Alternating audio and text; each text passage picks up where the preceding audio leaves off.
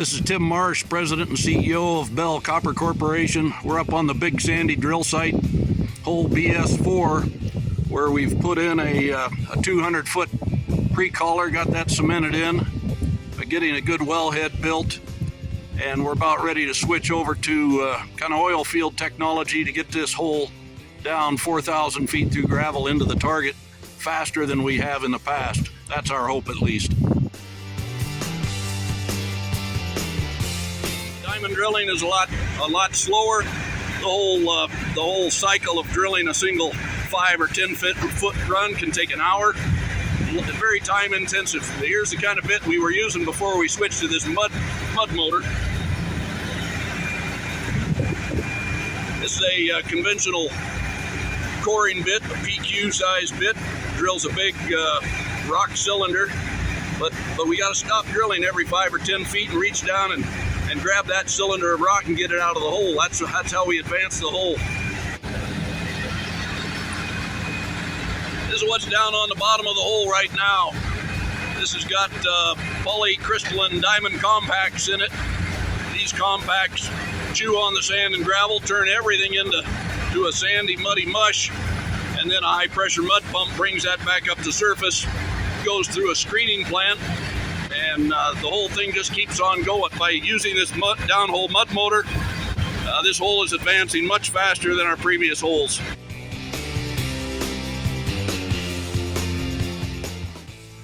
Well, what we've got here is 2 mud motors. These are essentially tubular windmills that get placed in the hole, and with a stream of drilling mud down through the center of them, they rotate very rapidly. And so in this mode of drilling, only the end of the mud motor rotates, which has a bit attached to it. These will allow us to rapidly drill. We'll keep the rods on bottom and rotating for a much larger period of time. We only stop periodically to connect new rods. These downhole mud motors will rotate the bit about 120 times per minute. We can also, if we choose, rotate the rods at surface and get a lot of rotation in total down at the bit, and that will allow us to we hope, much more rapidly get down to our target. See, we got some oil field equipment, mud cleaning system from Tulsa Rig Iron. There's a vibrating screen deck on top of that sieves the mud after it comes out of the hole, carrying the cuttings. Vibrating screens shake the sand out. The centrifugal cones up on top spin the finer sand out, and that gets tossed to the side. We have a centrifuge to further clean the mud, and then the mud gets pumped right back down the hole to bring up more cuttings.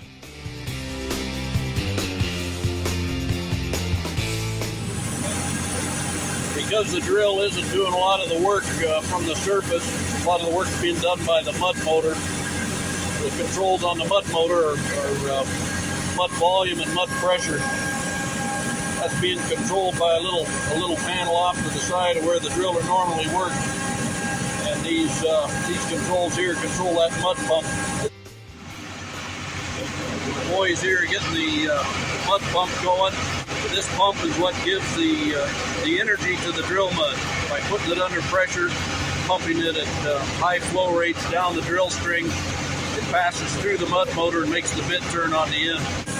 So a lot of what the driller does is just off of this side control, making sure the right amount of mud's going to the motor when he wants it. We've now got that mud motor hooked onto the drill. That blue bit on the end is a polycrystalline diamond compact bit. It's going to scrape into the formation. And that lower 1 foot, that lower piece here is going to rotate from mud being pumped through the mud motor, causing that piece to rotate at about 120 RPM. That's going to cut with a lot of torque through the formation.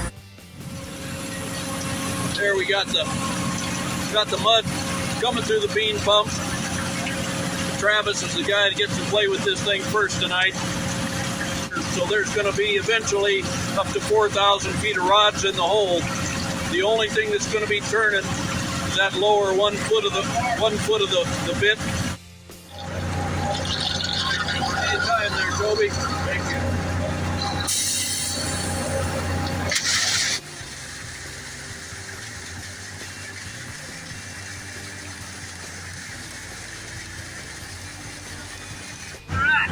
That's it. That's the mud motor going.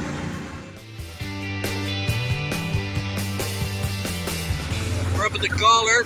There's the rods rotating. We're putting rotation at the surface. We got about 120 gallons a minute coming up the hole. That's that mud bubbling up out of the hole that's carrying our cuttings. And over here we got a sump pump sucking the cuttings up and taking them over to the shaker table. Over here at the top of the shale shaker mud cleaning system, these are the centrifuges. We got the underflow discharges onto this vibrating screen deck. Centrifuges take the sandy stuff out, let the fluid go out the top, and that mud then reports to the centrifuge that cleans it up a little better. These are all our cuttings coming out, generated by the mud motor downhole.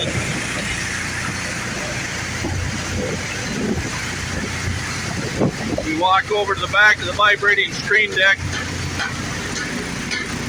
About a 250 micron screen. See the nature of the cuttings. Looks a little wet. That's pretty nice, well de-watered sandy cuttings that just falls off the back of this apron. Pulling a lot of liquid out of there, leaving a lot of good solids coming off the end.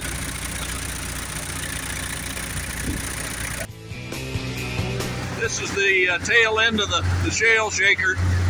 Got our director, Gene Schmidt, visiting today. Hi, Gene. Hi, Tim.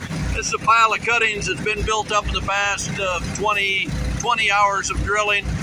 They've made over 200 feet of hole. So that's a good portion of the volume of the hole that's been created in the last 20 hours. It's a good pile of sand. Here comes some more. The mud motor's chewed through another 10 feet of rock, so Toby's adding his own rod here. This is the only time the mud motor's not making hole is when they're connecting a new rod. About a 4-minute connection without a helper. So this driller's producing. Big Sandy's drilling faster than we've ever drilled. We're cutting routinely 100 feet a day. We think we can bump that up substantially. It was an exceptional day when we could core 100 feet. So we're getting down to the goods. Down around 4,000 feet is where we think we'll start seeing bedrock in this hole. And that's where we'll find out whether taking such a big step out was a good gamble. So if you want to be part of the best story in copper today, Bell Copper's your baby. BCU on the Toronto Venture Exchange or BCUFF on the US OTC QB.